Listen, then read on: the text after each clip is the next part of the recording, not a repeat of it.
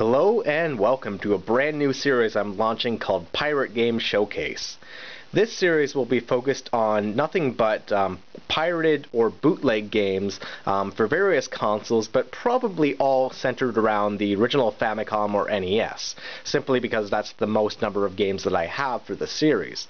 There are similar things like this on YouTube already, and there's probably series that are even of the same name, but I thought this would be a little bit different because I'm not only just going to show off the gameplay, I'm going to be talking about each of the games individually as well, and show you the cartridges and just give you a little bit of background information on, where this came from and where you might be able to look for it. So this time, the first game I have is this 20-in-1. 20-in-1 by Kaiser here. What's interesting about this Famicom cart here is it's actually the size of a Famicom game, and it actually says Nintendo Made in Japan, though that's clearly probably a lie, as well as having Nintendo's name slapped up here. That's very bizarre because most of the time these companies, will go out of their way to not brand anything on them because they are, of course, bootlegs and highly illegal. This game, in fact, does include 20 games and not just like one game and then repeated like 99999999999 times. It's written in Chinese, so it's obviously from China. And the back of it says, "Caution, do not store in extreme temperatures, do not immerse in water, do not clean with benzene thinner, alcohol, or other solvents."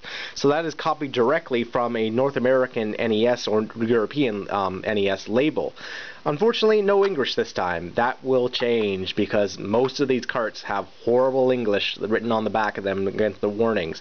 What's interesting is it's actually engraved right into the plastic. It's not like a sticker or anything. So it's a little bit strange. The board itself is a real, actually does contain real components. It's circuit chips and mask ROM base as opposed to being glob tops and weigh nothing. So this does have a fair bit of weight to it. The cart will rattle around a little bit, but the thing about pirates is that quality assurance is something you're never going to get. Things vary wildly from one game to the next.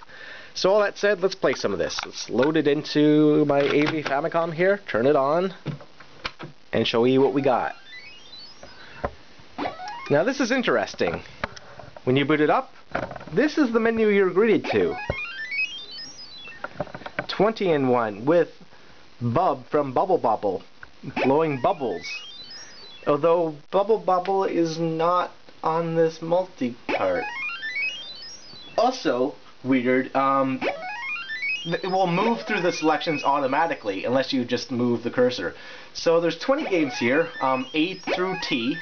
So let's choose Game A, Super Kid 2. Of course, this is Super Mario Brothers. Super Mario Brothers probably being one of the best multi-cart games that you could find, and this is obviously the highlight of the multi-cart. So let's boot it up. And of course, it's just Super Mario Brothers.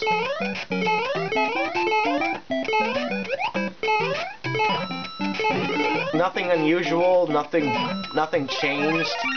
Oh, one thing that's changed is at the very top there where it says score. It actually originally said Mario there, so Mario's name is removed and his name is instead Score.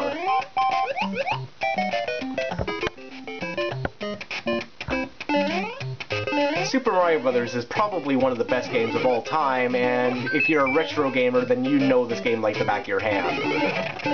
Hell, you know this game like anything you see. Like this is so common. Like I could play this game in my sleep.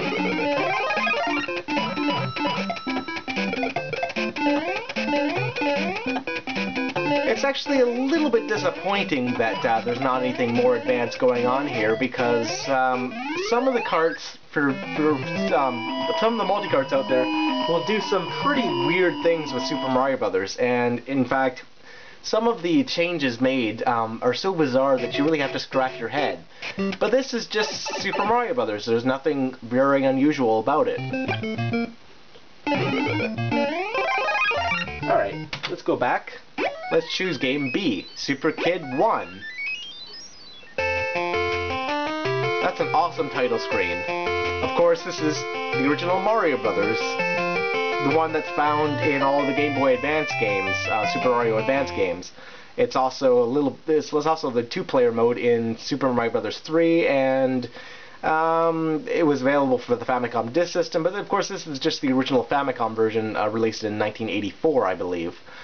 It's okay as an early Famicom game, as early Famicom games goes, but it's nowhere near what you'd probably expect from Mario experience nowadays.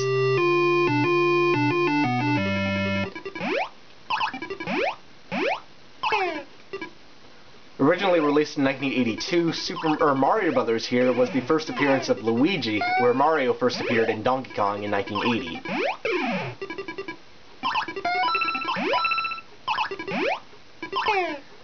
So you attack and knock over the Koopa Troopas, although they weren't called that back then. They were just called turtles.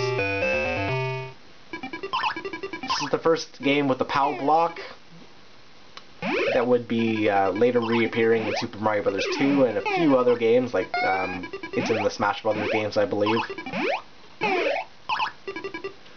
What's interesting about this is the controls.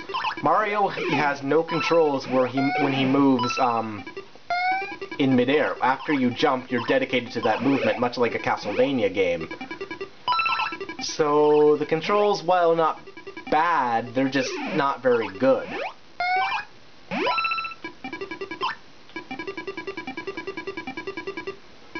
You gotta run away from the turtle. Hit the oh, damn it. Missed the turtle. Okay. Oh, I thought it glitched. I guess not.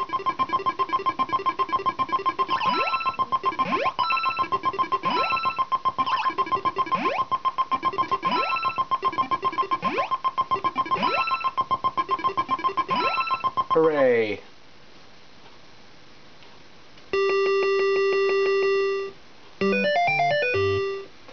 Alright, let's move on.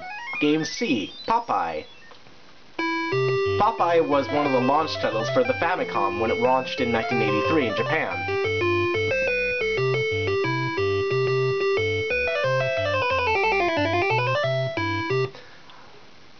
Now, of course, I didn't own a Famicom when I was a kid. I had a Commodore 64. And at the time, this game was ported to all sorts of computers, and the Commodore 64 was no exception. When I was a kid growing up, this was one of my favorite computer games. I loved playing Popeye here.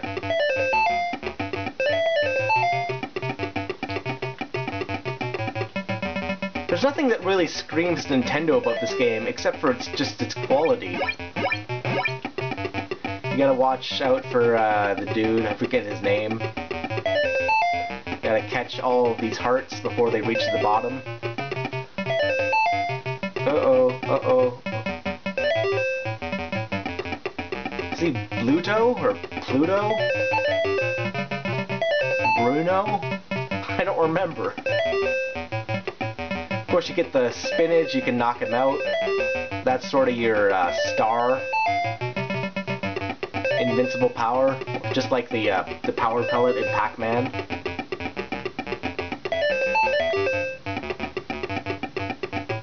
So let's do that. Let's get the spinach.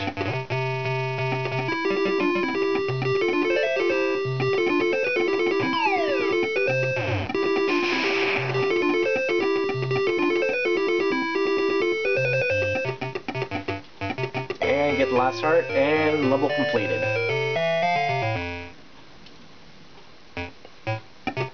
The game was also ported to the NES, so if you have a chance, definitely pick this game up because Popeye is awesome.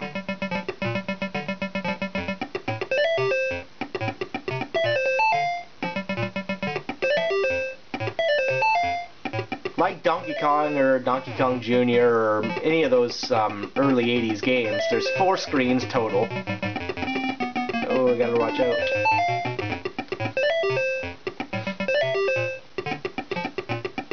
And the game has no ending. You just play until you get a game over. The 4 screens will repeat endlessly, and the game just gets more difficult each time, requiring faster reflexes and so on.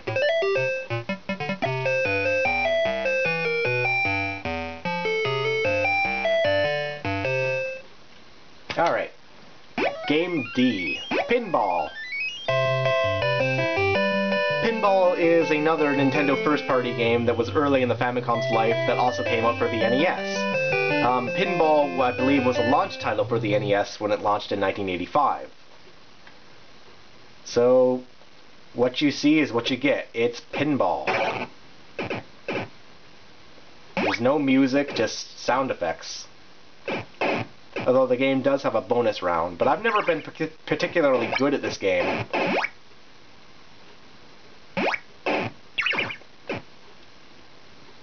Is it worth buying? Maybe. Pinball is good for the collector's value, and I like the title screen music, but really that's just not really a lot to say about this game. It's just pinball.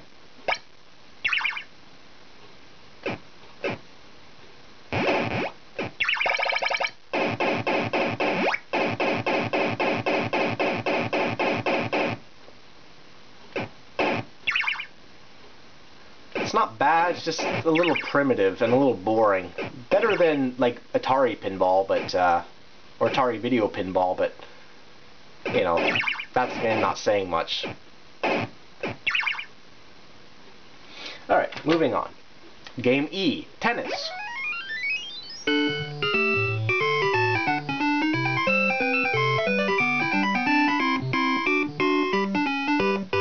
All Nintendo sports games all use the same title screen music, so that's just like the generic tennis music, or sports music for Nintendo games. Now, I've never been really good at sports games, I'll fully admit that right now.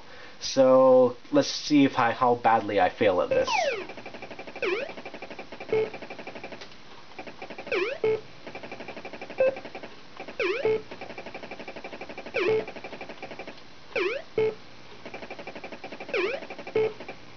I like how Mario is the referee.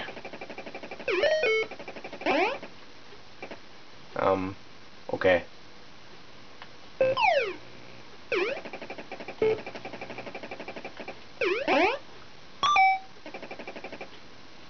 Okay. Moving on. Game F, Donkey Kong. Now, Donkey Kong is, of course, one of the games that put Nintendo on the map to begin with. Famously, this was the game that Nintendo converted from a game called Radar Scope that didn't sell very well and wasn't very popular in arcades. Nintendo took the same designs, and this was Shigeru Miyamoto's breakout game, and he created the character Jumpman for this game. Ah, damn it, I died.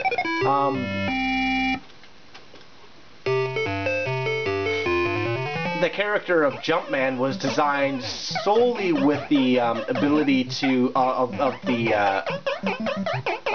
the very limited hardware to show off movement. They gave him overalls because it was easier to draw, gave him a hat because they couldn't figure out how to draw hair, and all this stuff. Donkey Kong was an early arcade success that put Nintendo on the map, and like Pac-Man or Space Invaders, quickly became a worldwide phenomenon. There were 4 stages, the girders here, a pie factory, or a cement factory as some people say,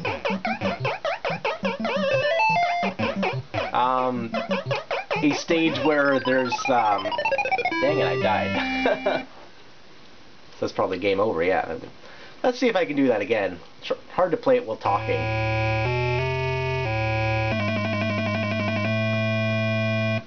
Donkey Kong, as I was saying, has 4 stages. The girders here, which is the first level, has a second level, which is the pie factory, or the cement factory. The third level is a sort of, like anvil dropping, or like a, I don't even know how to describe it, like it's something. There's like a springy thing that Donkey Kong is throwing constantly. Mario has to rescue the girl Pauline, at this point in time in the lore, Mario is not a plumber, but a carpenter.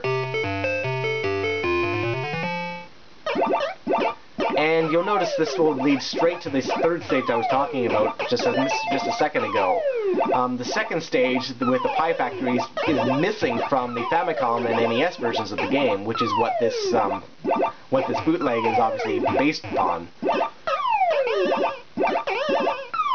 Why that is, I don't really know. Maybe it was a space issue or something. But in a lot of early 80s conversions of Donkey Kong, that was the case. But it's strange that Nintendo themselves didn't sort of make their version the ultimate version with the inclusion of that stage.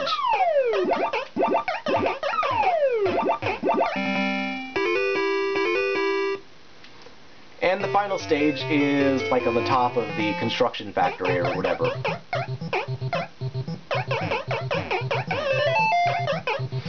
You want to go over all of these joints here to make Donkey Kong fall and rescue the girl.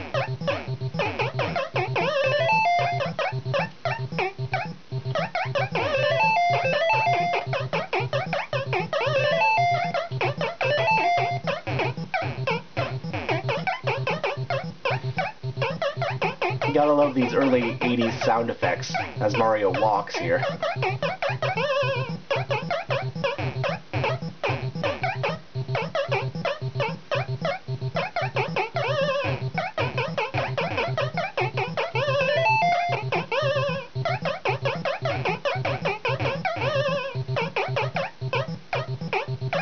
Let's see if I can complete this. I just have 2 more to go. Pick up the hammer.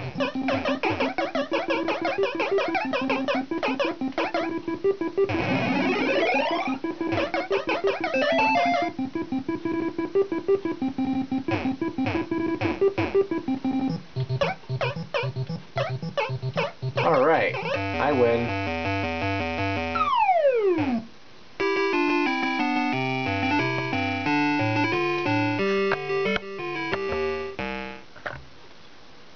And then immediately the 3 stages repeat.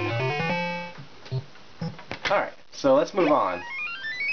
So Game G, Yi Air Kung Fu. Yi Air Kung Fu, I don't believe ever got an NES release. This is an early game by Konami.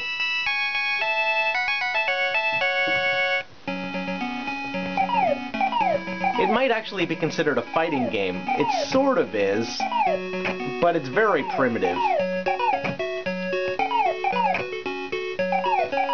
But I guess it's important in the history of gaming, because if it weren't for this, we wouldn't have ever gotten games like Street Fighter 2. So be thankful for it.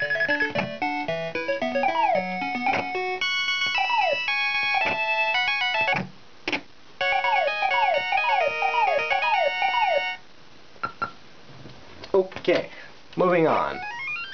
Mappy. Mappy is from Namco, I believe. Another early success in the arcade world. Really awesome game, Mappy, right here. You play as a police mouse.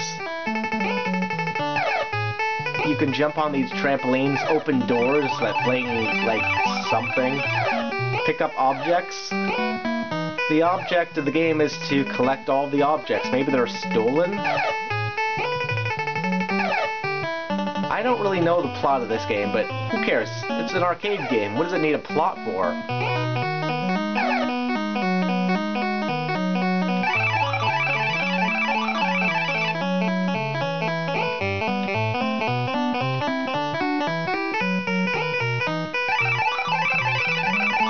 Knock out enemies and win the stage. I like Mappy.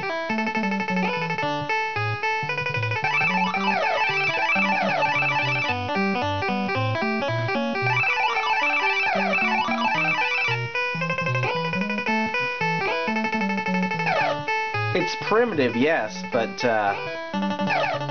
it's just got that certain Nintendo charm about it, or classic game charm, I should say. nothing specifically Nintendo.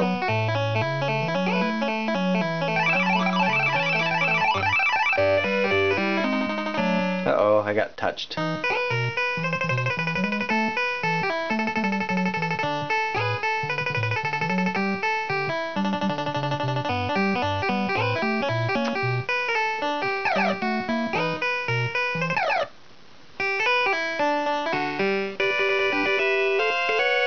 Alright, moving on. Let's try baseball. Same Nintendo Sports theme playing again.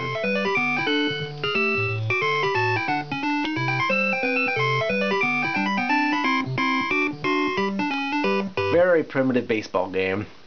Oh, that's a foul.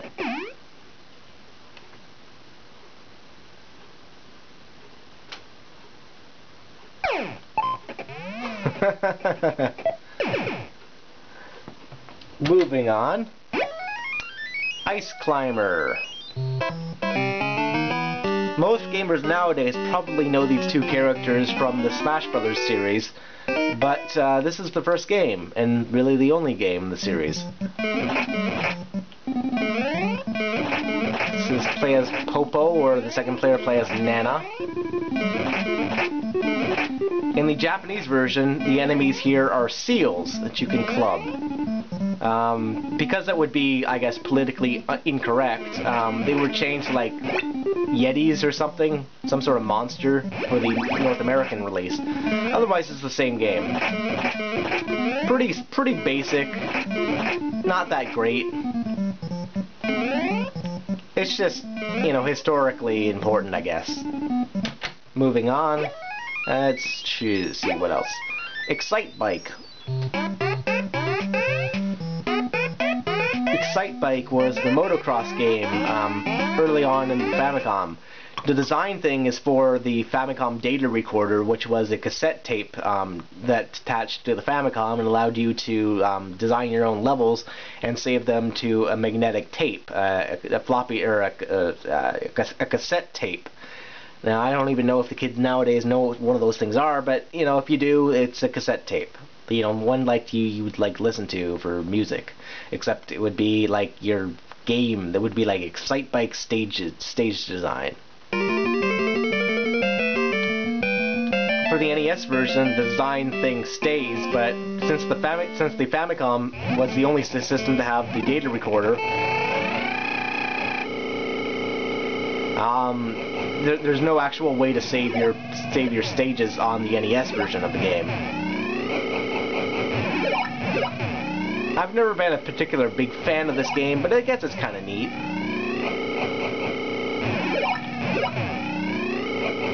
Whee!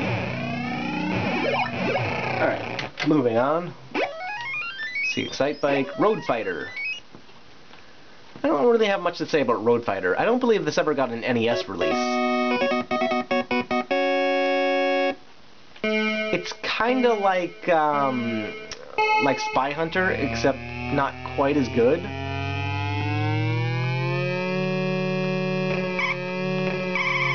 Oh no.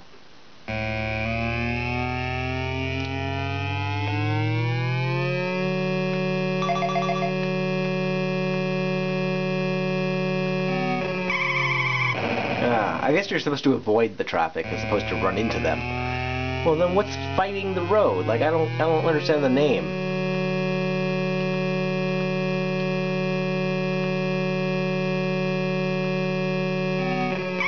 No. I'm not very good at it, obviously. Galg 2, which is Galaga. Galaga by Namco. Really awesome game.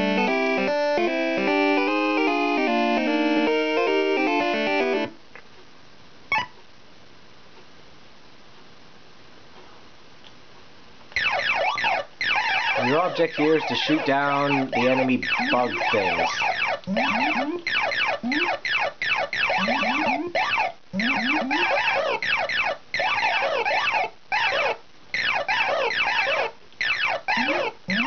Some of them take multiple hits, some of them only take a single hit. Weird premise, but fun game.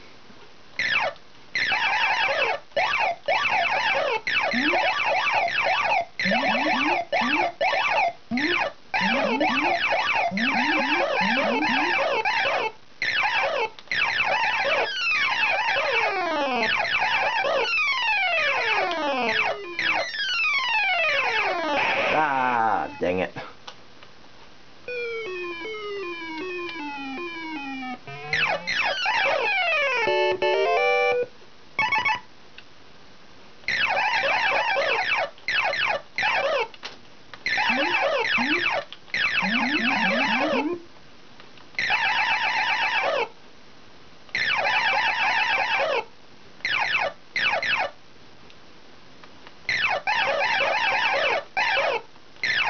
Dang it.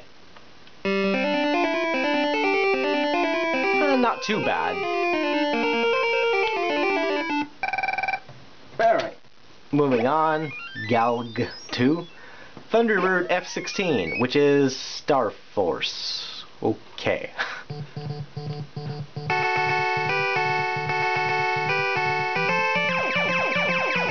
Star Force was a big deal when it was released in 1985.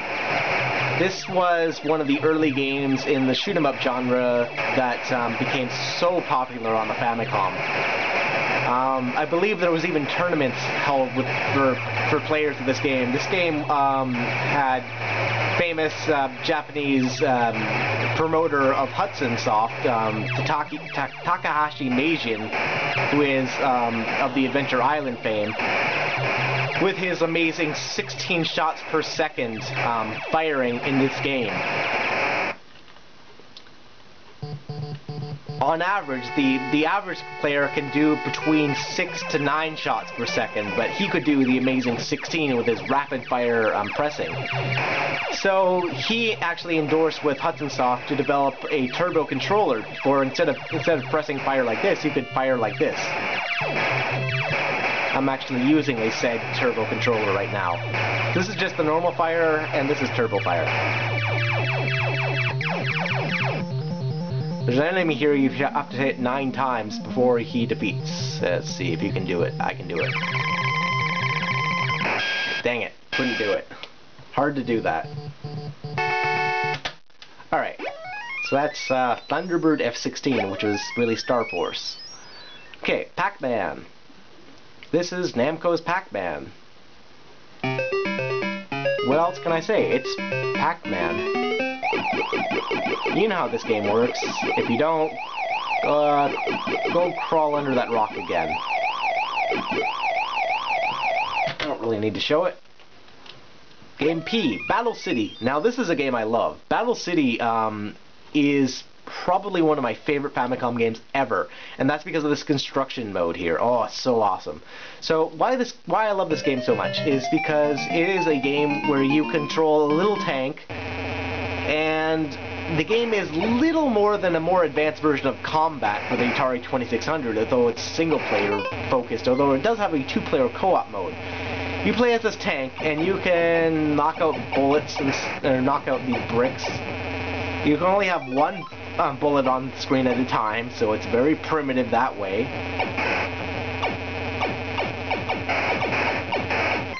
Your goal is to knock out all the enemy tanks and prevent them from knocking out your goal at the bottom of the screen.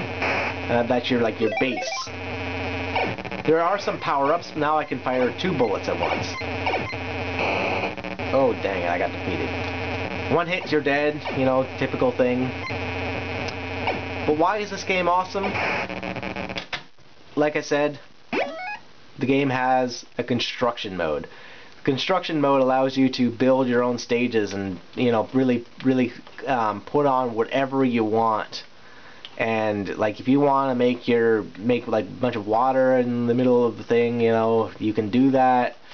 And really then you can like just go and play your creation.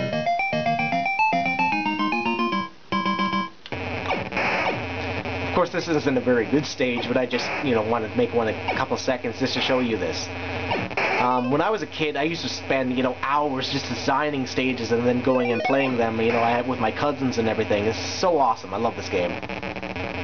Never came out for the NES, but it is available on Pirate Multicarts, and that's where I played it when I was a kid. You can also shoot your own base and get game over. Alright. Game Q, Fire Peacock. Extron. Extron sucks. It's kind of like Galaga, except it sucks. I don't even want to talk about it. Sky War. Sky War is Sky Destroyer, where you play as a Japanese Zero and shoot down American Corsairs in World War II. Obviously, this game never got released outside of Japan. It's sort of a little bit insensitive. I can't believe the Japanese would even release something like this. Like, because all you're doing throughout the entire game is shooting down American Corsairs over and over and over.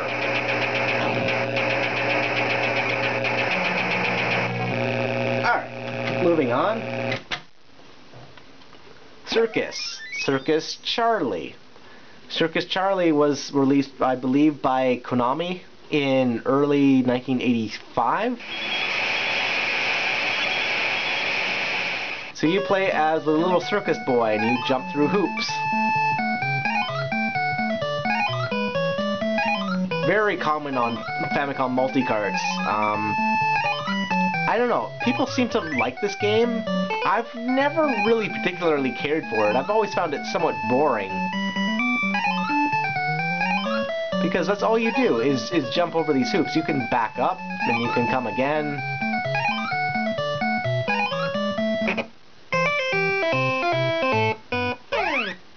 Alright. So, Game T, last game, Macross.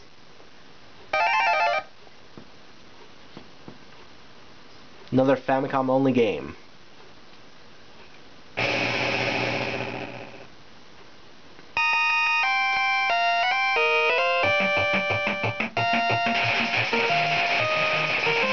I don't really know what to say about it, except it's a scrolling shooter. I guess impressive as an early Famicom game, but it's not really anything special.